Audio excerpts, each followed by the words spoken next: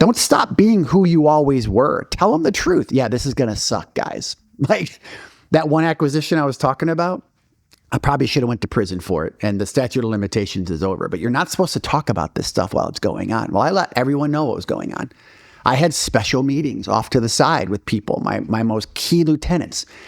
This is what happened Monday. This is what happened Tuesday. Here's why it happened the way it did, and here's what it means. Don't listen to water cooler talk. Listen to me.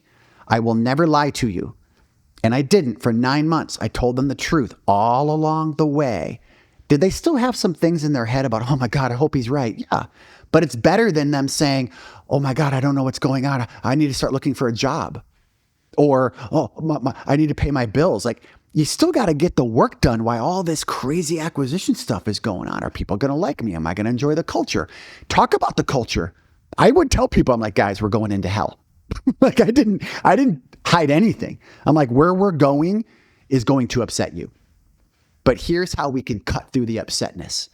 Stay true to yourself. Tell people what you think. Don't let anyone talk down to you. You're good at what you do. Yes, we're a smaller group being sucked into this giant company, but from what I can tell, we know more than they do. So we can share those things and we can be part of the solution. Don't be bullies. Don't be bullied and don't be bullies. You don't have to work that hard to be recognized. Just be good at what you do. Execute. When you talk to people like that, it actually lets people say, oh, okay, they're people too. Different company name, different business cards, different colors, different brand, all the stuff you got to learn. But they're still people trying to get a job done. So I'm spitting out a lot, but it's the same theme of everything else we talk about on this podcast is be honest till it hurts. Doesn't mean be unprofessional or a jerk. Just be honest. Be professionally honest and accurate. Be transparent. Don't be afraid to share things that will help people navigate churn. Churn requires a steadiness, so help them be steady.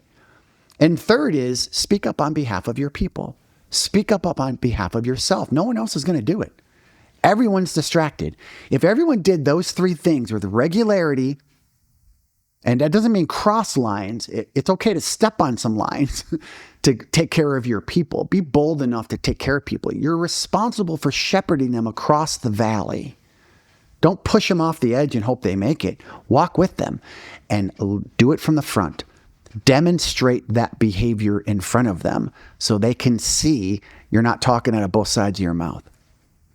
So culture immersion or culture integration is probably one of the hardest things you can do because there's so many personalities involved. Oh, and by the way, I got to put this out too. The other side's just as nervous. You don't think they are. Well, they're buying us. Well, they're nervous too because what if the people they bought are better than them? Which sometimes ends up happening. I mean, my whole career, I ended up getting jobs that I didn't know I was going to get. Injected into a bigger company. There was already a Patrick Law there. And then you get told, no, there's only one Patrick Law. We want you to do it. Johnny's going to work for you. Ooh, then you got to navigate that. Like there's so much to this, Rachel, to unpack about integrating businesses, inheriting teams, being inherited, and the proper way to do that. I'd call it 50% luck and 50% what I just said. You can't control the luck, but you can control your own behaviors and add value and not be a pain in the ass in the process because it's so complicated and everyone's anxious and sometimes you don't know where it goes. Just be yourself. That's what I got to say about that. Wow, so many pearls of wisdom there. I'm going to pull a couple of tiny threads and then leave everyone with a few takeaways. A few things you said, Patrick, that really resonated with me is being in the room to understand the conversations about the merger and about the acquisition, whatever kind of transaction is going on. Because then if you're a leader and you understand what's in it for both sides, then what you can do is prepare a people plan that resonates with the spreadsheet people. Because yes, we care about the people that we work with and we would love to stay, with the same team. But as leaders, we're not going to bat for people because we like them, because they're our friends, because they live next door to us, because it's easy. We're going to bat for them because we believe they are critical to the success of whatever it is we're trying to do. And so if you understand what's in it for the acquiring company, what's in it for the acquired company, then you can also, as you position why these people need to come with, you can make sure you're speaking the language of those spreadsheet people so they get that you're not just trying to be loyal to your people or do a favor for your people, but that you actually have the same goals as they do, right? To make all of this be successful. So I think that's really important. Another thing I would say is, and depending on the type of transaction and, the amount of people that are blending into the new environment and what the mixes will be, it's really important that both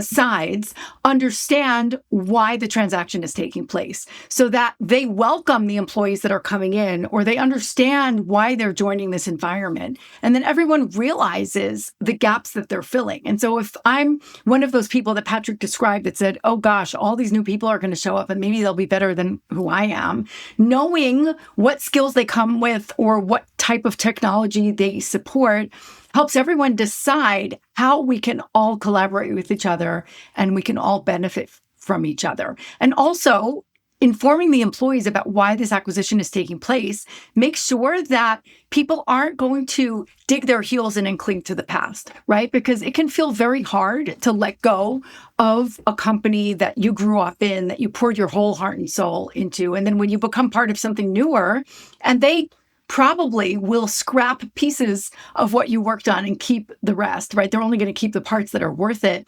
Knowing how that fits into the bigger picture may ease the transition for people that find it very hard to let go of something that really so clearly defined them. And so being transparent and informing everyone, with the level of detail that's appropriate will make sure that people aren't feeling like there's this vast conspiracy, but helping everyone understand this is how it can work well.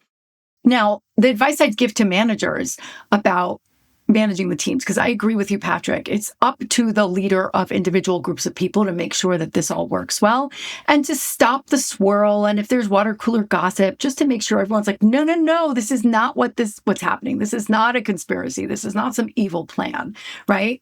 Making sure everyone understands the role and the value of every team member can really, really help.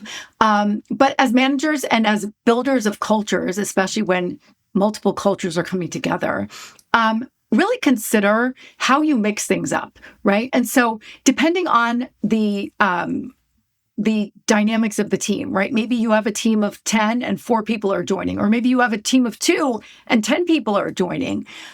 Make sure that you don't end up having cliquey cool kid behavior where maybe some of the legacy people are sitting around and they don't get all the private jokes, or people are referencing things that they don't understand, or we're not explaining acronyms to each other. So I would say try your best to mix things up intentionally as much as possible. So if you're putting together project teams, purposely put a mix of people from the different companies so that they all learn from each other and appreciate each other's value.